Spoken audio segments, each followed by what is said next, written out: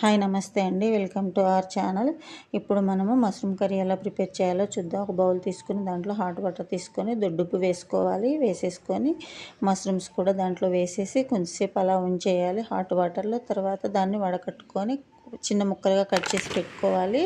ఇప్పుడు stove on చేసి ఒక బాండీ పెట్టుకొని బాండీలో ఆయిల్ వేసుకొని సరిపడా దాంట్లో ఇలాచి, దాల్చిన చెక్క, లవంగా కూడా వేసి ఆనియన్స్ కూడా వేసేసి వేయించుకోవాలి. తర్వాత కరివేపాకు కూడా వేయాలి. పసుపు, సాల్ట్, అల్లం వెల్లుల్లి పేస్ట్ కూడా దాంట్లోనే వేసేసుకొని బ్రౌన్ కలర్ వచ్చిందాక వేయించుకోవాలి. తర్వాత వచ్చేసి మష్రూమ్స్ కట్ చేసి పెట్టుకున్న వేసేసి వేయించుకోవాలి కొంచెంసేపు. తర్వాత టమాటా ముక్కలు కూడా వేసుకొని వేయించుకోవాలి.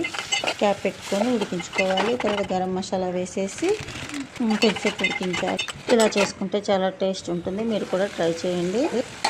నా వీడియో కనుక నచ్చితే please like, share and subscribe. Thank you. Bye bye.